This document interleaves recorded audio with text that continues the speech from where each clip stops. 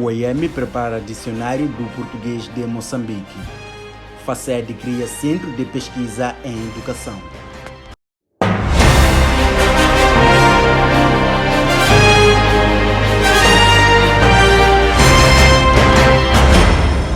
Olá, sejam todos bem-vindos a mais uma edição do Jornal da Comunidade. Universidade Eduardo Mondlane prepara dicionário do português de Moçambique. A Cátedra de Português, Língua Segunda e Estrangeira da Faculdade de Letras e Ciências Sociais da Universidade Eduardo Mondlane está a desenvolver um trabalho tendente à produção do Dicionário do Português de Moçambique, um instrumento importante para a criação de recursos didáticos adequados no país. Segundo a coordenadora do projeto, professora doutora Inês Machungo, o dicionário terá efeito multiplicativo, permitindo a criação de recursos derivados, o uso nas escolas e constituindo a base para a construção de recursos didáticos adequados a Moçambique. O objetivo do dicionário é, portanto, disponibilizar em forma escrita um instrumento que seja capaz de revelar, mostrar quais são as particularidades do português de Moçambique. Este dicionário não é um dicionário de moçambicanismos, é um dicionário do português de Moçambique. Portanto, vai conter aquelas palavras que são comuns a todos os outros vocabulários, todos os outros espaços onde se fala português. E, para além disso, vai conter aquelas palavras que são características do português de Moçambique. Nós vamos integrar todas as palavras que são usadas no português de Moçambique, independentemente de serem moçambicanismos ou não.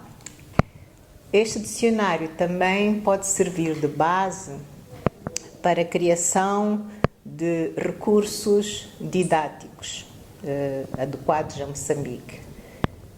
Pode servir também de base para a criação de recursos computacionais, como seja programas de reconhecimento de voz, programas de correção ortográfica. Aliás, a partir do VOMOP, que é o vocabulário do português de Moçambique, já foi possível e já é possível, se nós estivermos a trabalhar nos nossos computadores, nos programas do Word, selecionarmos entre português de Portugal, português do Brasil e já aparece a opção português de Moçambique. Para fazer o balanço do primeiro ano de atividades, está agendado um colóquio a ter lugar no dia 4 de maio, integrado nas atividades comemorativas do Dia Mundial da Língua Portuguesa. O evento permitirá a divulgação de informações sobre o trabalho realizado no primeiro ano de execução do projeto. O colóquio é aberto ao público e vai ser também transmitido online e será durante o dia 4 de maio, ao longo de todo o dia. Temos participantes nacionais e estrangeiros que vão falar sobre temas relacionados com a produção deste dicionário. O dicionário vai conter 60.000 palavras obtidas a partir de 30 milhões de átomos. O Dicionário de Português Moçambique será o terceiro dicionário do gênero a nível da CPLP, depois de Portugal e Brasil. Faculdade de Educação cria Centro de Pesquisa em Educação. A Faculdade de Educação acaba de criar um Centro de Pesquisa em Educação, uma unidade vocacionada na promoção da investigação na área no país. O centro vai ajudar a Faculdade de Educação no desenvolvimento da prática da investigação, ao mesmo tempo que vai ser responsável por estabelecer critérios de qualidade a serem seguidos pelo corpo docente e investigador daquela unidade na realização de pesquisas. De acordo com o coordenador do centro, Dr. Adriano Wassiquete, o centro não apenas vai desenvolver investigação pura, vai dedicar-se igualmente a trabalhos de consultoria em educação, bem como promover a ligação entre a universidade e a comunidade. Há vários projetos. Recentemente, a Faculdade de Educação assinou um memorando de entendimento com organizações de sociedade civil e outras universidades nacionais, não é? Para o trabalho conjunto de pesquisa na área de educação, mas também isto abre espaço, não é, para a realização de trabalhos de investigação de várias áreas. Ao nível interno, sim, também temos projetos de pesquisa com outros centros da universidade, muito em particular com o Centro de Apoio Estudantil, por exemplo. Temos uma iniciativa que é realizar pesquisa em relação aos estudantes minoritários, aos estudantes com necessidades educativas especiais, por exemplo, para perceber como é que esses estudantes recebem apoio, qual tem sido o seu percurso, qual tem sido a sua vida ao nível da universidade. Mas também há projetos de pesquisa ao nível da adoção das tecnologias de informação, muito em particular com a eclosão da pandemia e a adoção da nova tecnologia e com a adoção particularmente do modelo híbrido, não é? Interessa ao centro também perceber como é que estas novas práticas estão a impactar a vida dos estudantes, a vida dos alunos. O coordenador assegura que o centro já foi aprovado pelos órgãos internos. Já tem o seu quadro de pessoal instituído, as necessidades em termos de materiais, não é? O que falta nesta fase, estamos num processo de implementação do seu projeto de instalação. Espera-se que o centro assegure a produção científica de qualidade, estabeleça um quadro normativo e ético para a realização da pesquisa na área de educação, clarifique incentivos para investigadores e estudantes que realizam pesquisa na Faculdade de Educação e assegure um serviço de consultoria na área de educação para organizações nacionais e internacionais. Covid-19 impõe novos métodos de jornalismo. Estudantes da Escola de Comunicação e Artes da Universidade Eduardo Mondlane e jornalistas de diversos órgãos de informação defendem que a pandemia da Covid-19 impôs novos métodos de trabalho que os homens de imprensa devem assimilar para credibilizarem as suas matérias.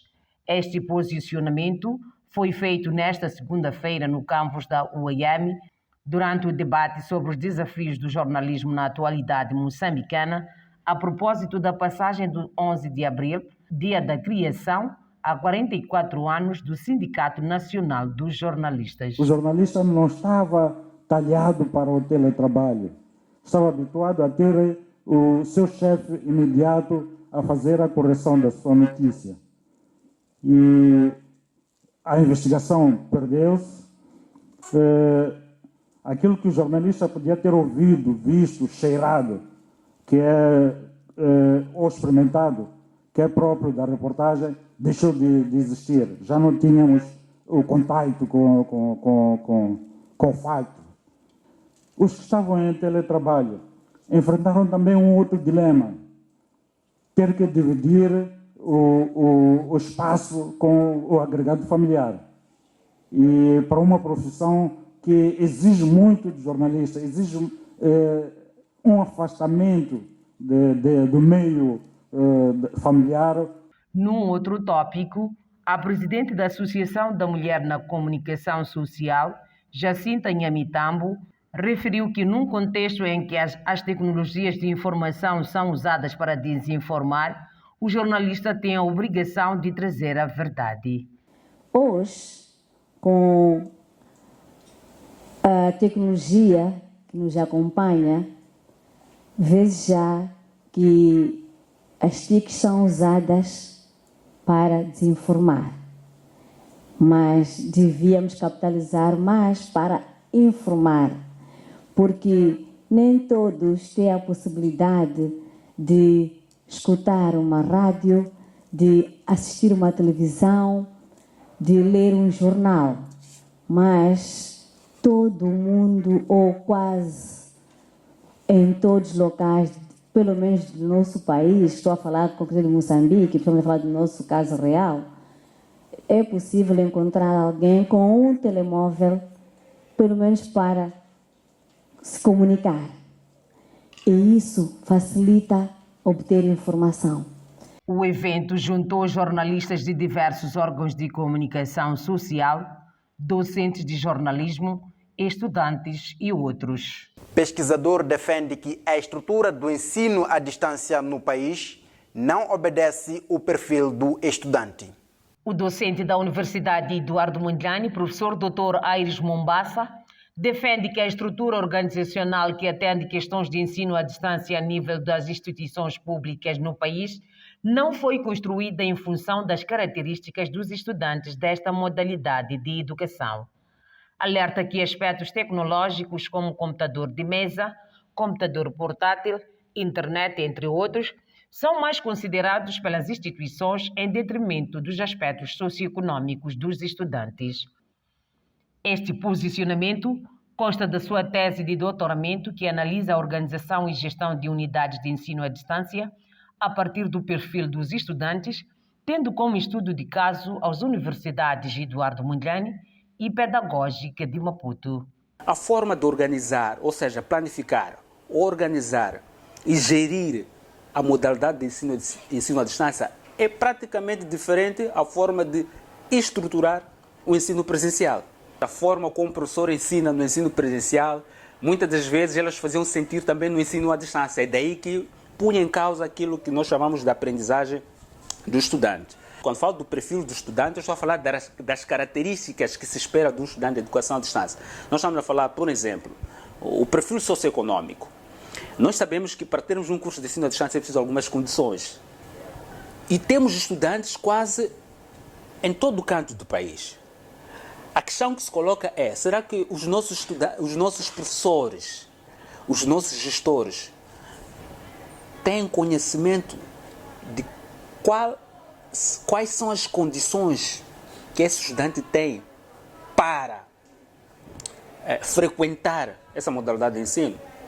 Embora nós temos um centro de educação à distância, que tem desempenhado um papel fundamental para complementar as atividades que são desenvolvidas pelas faculdades.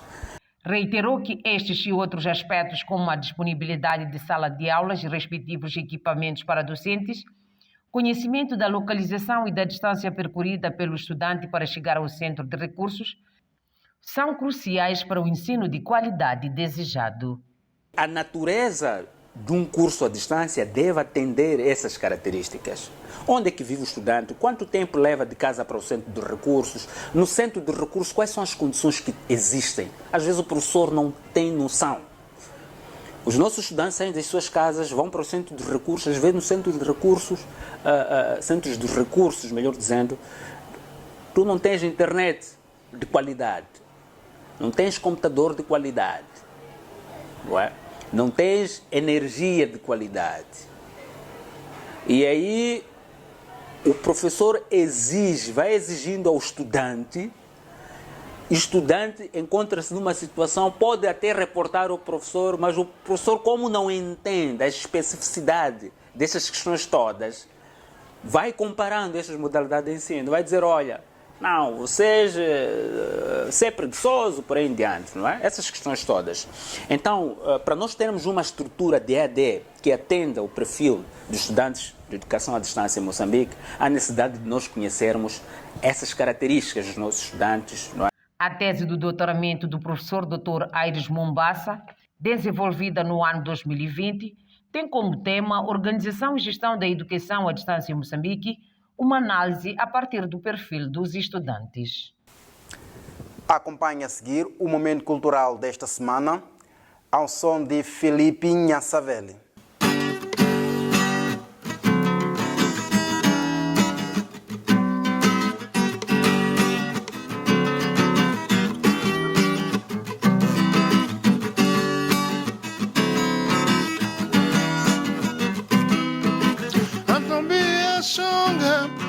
Swaliwa liranzwe mato Atia ingenela mufana luyane Shibiri biri biri biri pelu Ayoga ingena kacha Antombia songa Inga swaliwa liranzwe mato Atia ingenela mufana luyane Shibiri biri biri biri pelu Ayoga yena kacha Uyangwana Uyangwana Uyangwana Uyangwana Ingani vali Anomunga wala nampu musimba yatsamo. Chegamos ao fim de mais uma edição do Jornal da Comunidade. Fique bem, até a próxima edição com mais informação. Uyangwana